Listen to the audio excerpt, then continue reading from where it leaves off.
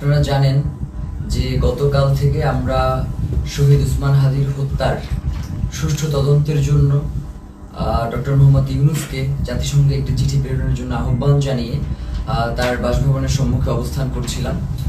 আমরা খুব গুটি কয়েক মানুষ সেখানে ছিলাম এবং আমরা পুরো গতকাল 4টা থেকে আজকের এই সময় পর্যন্ত শহীদ ওসমান হাদির স্ত্রী, তার সন্তান এবং আমরা পুরোটা সময় ধরে কিভাবে শান্তিপূর্ণভাবে আমাদের এই দাবিটা আদায় করা যায় সেটা নিয়ে আমরা আমাদের মতো করে এগোচ্ছিলাম।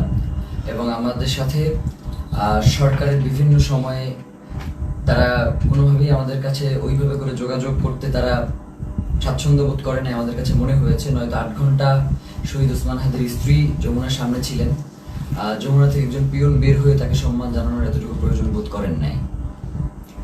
তো আমরা আজকে যখন শহীদ ওসমান হাদির স্ত্রী তিনি বিকেলবেলা জুমার নামাজের পরে তিনি আবার যখন এসে যমুনা অভিমুখে আসতে রওনা দিয়েছেন, প্রায় কাছাকাছি চলে এসেছেন, তখন আমাদের কিছু ভাই বোন তাদেরকে আমরা ভিতরে পাঠানোর জন্য চেষ্টা করতেছিলাম, কারণ শহীদ ওসমান হাদির স্ত্রী একা হয়ে গেলে তার সাথে কি ধরনের পরিস্থিতি ঘটতে পারে সেটা জানবার জন্যই মূলত আমরা তাদেরকে প্রেরণ করবার চেষ্টা করেছিলাম। এবং ভিতরে আমাদের কিছু ইনকিলাব কর্মী মঞ্চের সদস্য ছিল যাদেরকে ভিতর থেকে আবার বাইরে আসতে দেওয়া হচ্ছিল না। তো এই সার্বিক পরিস্থিতি তদারকির জন্য আমরা জুমা এবং শান্তা সহ যুবাকে প্রেরণ করেছিলাম যাতে ওরা গিয়ে দেখে আসে এবং ওদেরকে সঙ্গে করে নিয়ে আসে। তো প্রথম অবস্থায় সেটা হচ্ছে পুলিশ কোনোভাবেই তাদেরকে ভিতরে যেতে দিবে না। তো ওরা অনেকভাবে বোঝানোর চেষ্টা করেছে কিন্তু কোনোভাবেই ওরা মানতে ছিল না। পরবর্তীতে আমরা বলেছিলাম যে এবং এটা তো একদম খুবই সহজ ব্যাপার, 1 মিনিটের ব্যাপার, আমাদেরকে সরিয়ে দেওয়া এই ওখান থেকেই করা। তো ওরা কি করেছে, জুমা এবং শান্তার গায়ে হাত তুলেছে এবং দেখবেন যে শান্তাকে গলা চেপে ধরেছে এবং জুমার পুরো গালে তারা তাদের খামচি দিয়েছে আর কি, মানে এইটা কি, এবং বুট দিয়ে ওদেরকে রাস্তায় পাঠিয়েছে।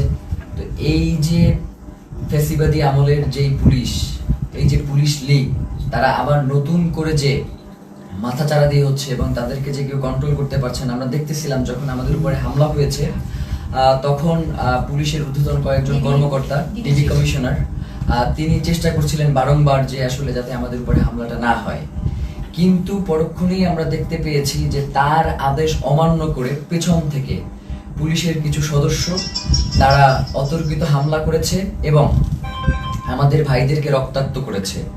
তো আমরা ইনকিলাব মঞ্চের পক্ষ থেকে এর তীব্র নিন্দা জানাই এবং যারা এই আক্রমণের সাথে জড়িত রয়েছে তাদেরকে অতি দ্রুত বিচারের মুখোমুখি করবার জন্য আহ্বান জানাই। কারণ বাংলাদেশের জনগণ এই মুহূর্তে প্রচন্ডভাবে তারা ক্ষেপে রয়েছে, তারা কোনোভাবেই এই ব্যাপারটাকে মেনে নিতে পারছে না। যার কারণে আমরা বলবো বাংলাদেশের আইন শৃঙ্খলা পরিস্থিতি এবং জনগণকে শান্ত রাখবার জন্য আপনাদের অতি দ্রুত আজকে কারা কারা হোটেল ইন্টারকন্টিনেন্টাল এবং যমুনার যে সকল পুলিশ সদস্য দায়িত্বে ছিলেন তাদেরকে চিহ্নিত করার ব্যবস্থা করেন। এবং তারা যেই কাজটা করেছে সেটা হচ্ছে অধিকাংশ পুলিশ সদস্যের কোনো নেম প্লেট ছিল না, তারা নেম প্লেট খুলে ফেলেছে এবং প্রত্যেকে মাস্ক পরা ছিল। এই যে মাস্ক পরে নেম প্লেট খুলে যে হামলা, এই হামলা তো আমরা, এবং হেলমেট পরে এই হামলাগুলো তো আমরা দেখেছি ফ্যাসিবাদী হাসিনার আমলে। তাহলে কি এখন যমুনা পাহারা দিচ্ছে বা যমুনায় বসে আছে কি হাসিনা সেই ফ্যাসিবাদী আমলের পুলিশ লীগ কিনা সেটা আমরা জানতে চাই।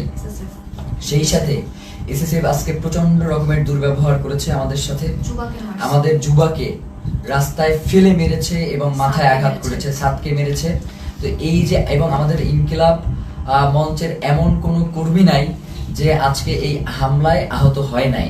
তো এখন আমরা এই প্রশাসনের কাছে জানতে চাই, আমরা তো সুনির্দিষ্ট একটা দাবি নিয়ে ওখানে গিয়েছিলাম যে জাতিসংঘের অধীনে যাতে শহীদ ওসমান হাদির হত্যার বিচারটা করা হয়, এই তদন্তটা নিশ্চিত করা হয়।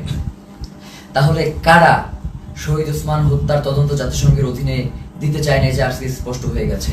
আমরা মনে করছি যে প্রধান উপদেষ্টার, আমরা মনে করছি এই যে উপদেষ্টা পরিষদটা যে রয়েছে, এই উপদেষ্টা পরিষদের একটা অংশ শহীদ ওসমান হাদির খুনের সাথে জড়িত। নয়তো কোনোভাবেই এভাবে আর কি অমানবিকভাবে আক্রমণ করার কোনো প্রশ্নই আসে না, যেহেতু এটা শান্তিপূর্ণ অবস্থান ছিল। এবং আপনারা দেখবেন যে প্রধান উপদেষ্টার দপ্তর থেকে একটা তারা প্রেস রিলিজ দিয়েছে এবং সেখানে বলেছে যে আমরা নাকি জল কামানের উপরে উঠে গিয়েছিলাম, অথচ ছবিতে স্পষ্ট করে দেখা যাচ্ছে যে আমরা উল্টো জনগণকে শান্ত করবার জন্য চেষ্টা করছিলাম। যখন জনগণ দেখেছে যে ভিতরে জুমা এবং শান্তাকে রাস্তায় ফেলে মারা হচ্ছে, জনগণ কোনোভাবেই এটা মেনে নিতে পারে নাই, যার কারণে এইখানে ওই উদ্ভূত পরিস্থিতির সৃষ্টি হয়েছে। এর পুরো দায়ভার ওইখানে দায়িত্বরত পুলিশ প্রশাসন এবং সরকারকেই বহন করতে হবে। প্রিয় ভাইয়েরা, আপনাদেরকে স্পষ্ট করে জানাই যে সামনে খুবই গুরুত্বপূর্ণ একটা নির্বাচন রয়েছে 12 তারিখ।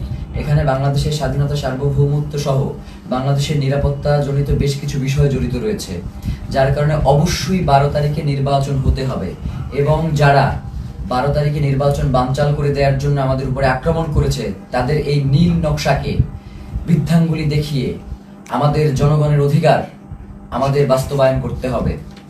প্রিয় ভাইয়েরা, জনগণ, বাংলাদেশের জনগণ প্রচন্ড শান্তিপ্রিয় এবং তারা সব সময় সরকারকে সহযোগিতা করে আসছে, কিন্তু সরকার সেই জনগণের উপরে আজকে মুহুর্মুহু sound grenade, tear shell, rubber bullet এগুলো নিক্ষেপ করেছে। এবং এখনো তারা বিভিন্ন জায়গায়, যেমন শাহবাগে এখনো সম্ভবত আক্রমণ চলছে। একটু আগেও আমরা এই লাইভ শুরু করবার আগে দেখতেছিলাম যে শাহবাগে আক্রমণের মতো ঘটনা ঘটতেছে। তো এবং 100-র অধিক শাহবাগেও আহত হয়েছে। তো এই যে পুলিশের ন্যাক্কারজনক হামলা এবং তাদের যে লাগাম টেনে ধরা হচ্ছে না, তারা বলছে, মানে আপনি একটা জিনিস খেয়াল করেন, তারা বলছে যে আয় হাদির লাশ নিয়ে যা। মানে এইটা পুলিশের, মানে সে যদি আওয়ামী লীগ না হয়, সে যদি মানে সত্যিকার অর্থেই কোনো পুলিশ সদস্য হয়ে থাকে, তাহলে তার এই ধরনের কথা বলবার কোনো প্রশ্নই আসে না। তো আমরা স্পষ্টভাবে বুঝতে পারছি যে বর্তমান পুলিশ প্রশাসনের এই যে আওয়ামী লীগ গোষ্ঠী যারা এখন পর্যন্ত রয়ে গেছে, তাদেরকে ছাঁটাই করবার না করবার কারণে এই ধরনের উদ্ভূত পরিস্থিতি তৈরি হয়েছে। এর দায়ভার এই অন্তর্বর্তীকালীন সরকারকেই নিতে হবে। এবং আমরা আশঙ্কা করছি যে যমুনার ভিতরে হয়তো অন্তর্বর্তীকালীন সরকার সেফ না, কারণ যারা আমাদের উপরে যেইভাবে আক্রমণ করেছে, তারা যে কোনো মুহূর্তে যমুনায় ডক্টর মোহাম্মদ ইউনূসের উপরে আক্রমণ করতে পারে। এই ধরনের একটা আমরা আশঙ্কা বোধ করছি, কারণ এদের আক্রমণের সাথে হাসিনার পুলিশ লীগের আক্রমণ পুরোপুরি মিলে যাচ্ছে। এবং সেই সাথে আমরা এটাও আপনাদেরকে বলতে চাই যে আমরা দেখতেছেন তো আমাদের কি অবস্থা, তারপরেও আমাদেরকে শান্তিপূর্ণভাবে সকল অবস্থার মোকাবেলা করতে হবে। আমরা চাই যাতে বাংলাদেশে কোনো উদ্ভূত পরিস্থিতির সৃষ্টি না হোক, যার মাধ্যমে মূলত আজকের আক্রমণটা হয়েছেই হচ্ছে নির্বাচনকে বানচাল করে দেওয়ার জন্য। সুতরাং এই নির্বাচন অবশ্যই হতে হবে এবং সেটা 12 তারিখেই হতে হবে। এবং যারা নির্বাচন বানচাল করতে চায়, তাদেরকে আমাদের রুখে দিতে হবে। আমরা কোনোভাবেই এই নির্বাচনকে বানচাল করতে দিব না, কারণ বাংলাদেশের জন্য এই নির্বাচন অত্যন্ত গুরুত্বপূর্ণ।